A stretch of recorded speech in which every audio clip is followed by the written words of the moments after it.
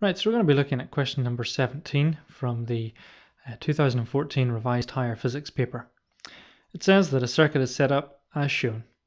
We've got a 90 volt supply connected to a few resistors. This branch is in parallel, these two 6 ohm resistors are in parallel, and it's connected to this 12 ohm resistor. There is a switch here. It says there's negligible internal resistance.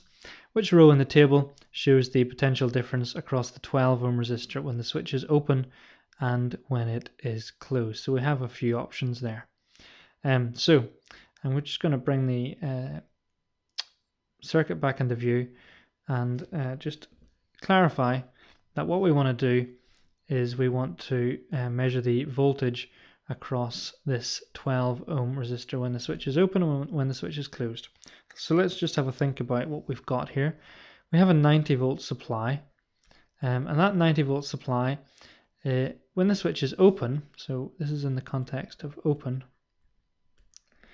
is sharing its voltage between, on the right hand side, a 12 ohm resistor, and on the left hand side, when the switch is open, that means no current flows through this resistor, which means the only resistor effectively in the circuit is this one here, which is a 6 ohm resistor.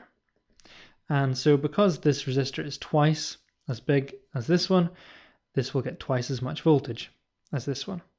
And so that's fairly easy to split up 90 into a ratio of 2 to 1. That's 60 volts to the 12 and 30 volts to the 6. And so that's when it's open. So let's have a look at it whenever it's closed. So again, we've got the same 90 volts to be shared between the 12 ohm resistor, but this time when the switch is closed, these two 6 ohm resistors are in parallel.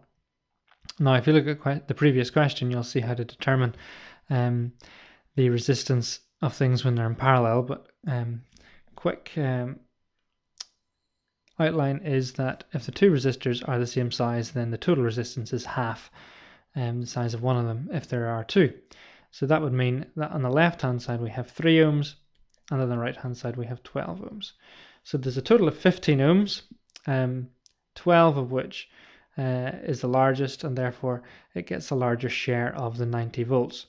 It's in fact going to get a share 4 times larger than the 3 ohm resistor because 12 is 4 times bigger than 3. So that's a little bit more difficult to figure out.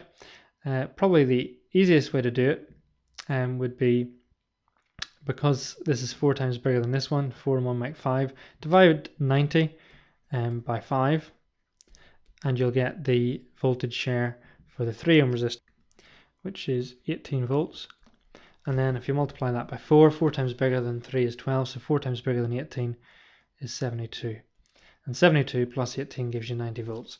So we can tell that these two voltages are shared out correctly to the 12 ohm and the 3 ohm. So to finish off, we have to look at the table. So let's do that. So I'll scroll this up now and we'll look at our table.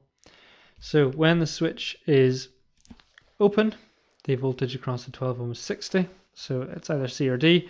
And when the switch is closed, the voltage across the 12 ohm is 72. And so our answer has to be D.